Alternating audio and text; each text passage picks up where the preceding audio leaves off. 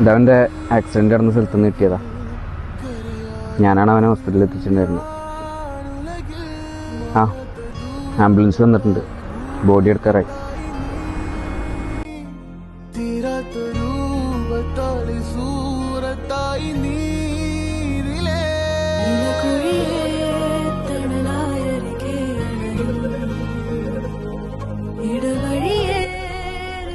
അത് വിട്, ഇപ്പൊ അത് ആലോചിച്ചിട്ടൊന്നും കാര്യമില്ല.